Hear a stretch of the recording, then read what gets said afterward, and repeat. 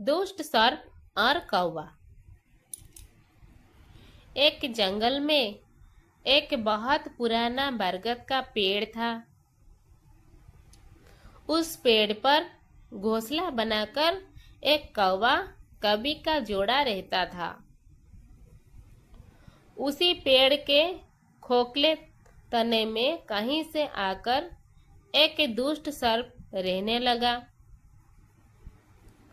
हर वर्ष मौसम आने पर कभी घोंसले में अंडे देती और दुष्ट सर्प मौका पाकर उनके घोंसले में जाकर अंडे खा जाता।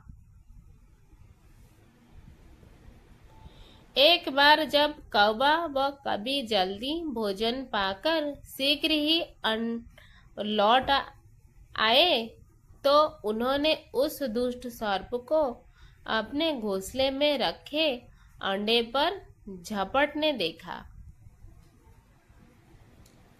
अंडे खाकर सर्प चला गया। कौवे ने कवि को डांट बंधवाया, प्रिय हिम्मत रखो, अब हमें शत्रु का पता चल गया है, कुछ उपाय भी सोच लेंगे। कवि ने काफी सोच विचार और पहले वाले घोंसले को छोड़ उससे काफी ऊपर टहनी पर घोंसला बनाया और कवि से कहा, यहाँ हमारे अंडे सुरक्षित रहेंगे। हमारा घोंसला पेड़ की चोटी के किनारे निकट है और ऊपर आसमान में चील मंडराती रहती है। चील सांप की बेरी है। दुष्ट सर्प यहाँ तक आने का साहस नहीं कर पाएगा।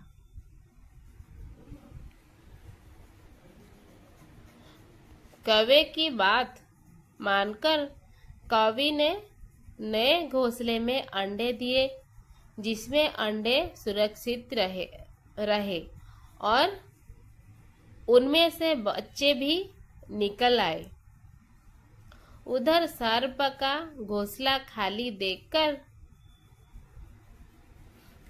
ये समझा कि उसके डर से कौवा कभी शायद वहां से चले गए हैं, पर दुष्ट सर्प टोह लेता रहता था।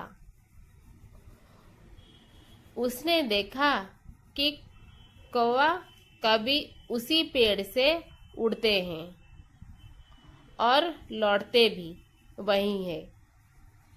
उससे ये समझते देर नहीं लगी कि उन्होंने नया घोंसला उसी पेड़ पर ऊपर बना रखा है। एक दिन सर्प कोह से निकला और उसने कौवे का नया घोंसला खोज लिया। घोंसले में कौवा दंपति के 3 नवजात शिशु थे। दुष्ट सर्प उन्हें एक एक करके घपाघप निगल गया और अपने खो में लौटकर डकारे लेने लगा।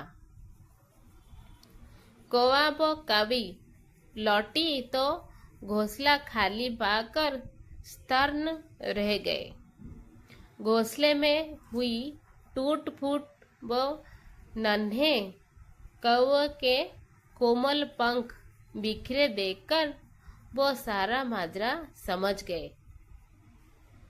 कवि की छाती तो दुख से फटने लगी। कवि बिलख उठी, तो क्या हर वर्ष मेरे बच्चे सांप का भोजन बनते रहेंगे?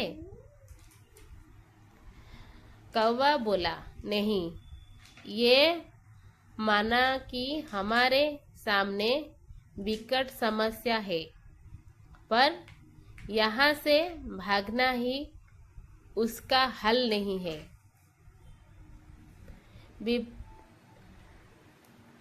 विपत्ति के समय ही मित्र का काम आते हैं। हमें लोमड़ी मित्र से सलाह लेनी चाहिए। दोनों तुरंत ही लोमड़ी के पास गए।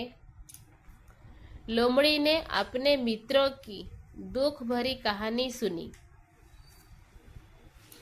उसने कौवा तथा कवि के आंसू पोंछे।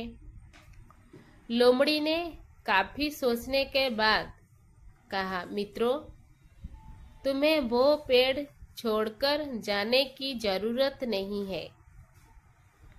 मेरे दिमाग में एक तरकीब है जिससे उस दुष्ट सर्प से छुटकारा पाया जा सकता है।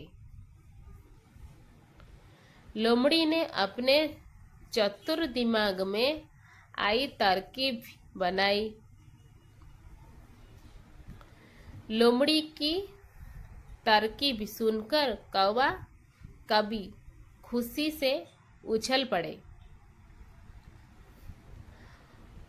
उन्होंने लोमड़ी को धन्यवाद दिया और अपने घर लौट आए। अगले ही दिन योजना अमल में आनी थी।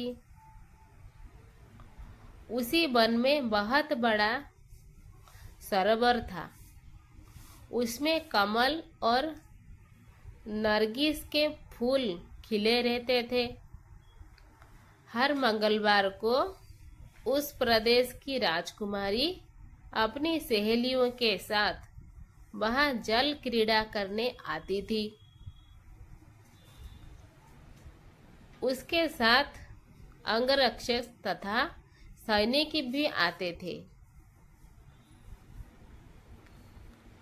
इस बार राजकुमारी आई और सरोवर में स्नान करने जल में उतरी तो योजना के अनुसार कौवा उड़ता हुआ वहां आया।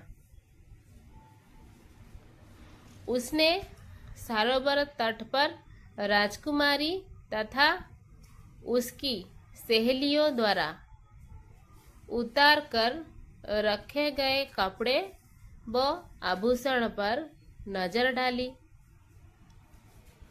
कपड़े के ऊपर राजकुमारी का प्रिय हीरो व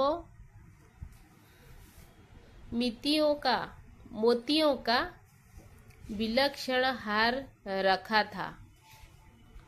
कवि ने राजकुमारी तथा सहेलियों का ध्यान अपनी ओर आकर्षित करने के लिए काव काव का शोर मचाया।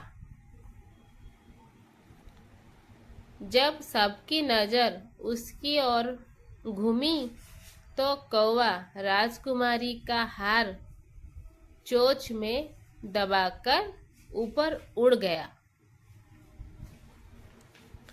सभी सहेलियों, चीखो, देखो देखो, वो राजकुमारी का हार उठाकर ले जा रहा है। सैनिकों ने ऊपर देखा तो सचमुच एक कौवा हार लेकर धीरे धीरे उड़ता जा रहा था। सैनिक उसी देश में दौड़ने लगा। कौवा सैनिकों को अपने पीछे लगाकर धीरे धीरे उड़ता हुआ उसी पेड़ की ओर ले आया। जब सैनिक कुछ ही दूर रह गए तो कौवा ने राजकुमारी का हार इस प्रकार गिराया कि वो सांप वाले खो के भीतर जा गिरा। सैनिक दौड़कर खो के पास पहुंचे। उनके सरदार ने खो के भीतर झांका। उसने वहां हार और उसके पास में ही एक काले सर्प को कुंडली मारे देखा। वो चिल्लाया, पीछे हटो अंदर एक नाग है। सरदार ने खो के भीतर भला मारा, सर्प घायल हुआ और फूक फुकारता हुआ बाहर निकला। जैसे ही वो बाहर आया, सैनिकों ने भाले से उसके टुकड़े टुकड़े कर डाले। इस कहानी से हमें ये सीख मिलती है, सूझबूझ का उपयोग कर हम बड़ी से बड़ी ताकत और दुश्मनों को हरा सकते हैं। बुद्धि का प्रयोग करके हर संकट का हल निकाल जा सकता है। धन्यवाद।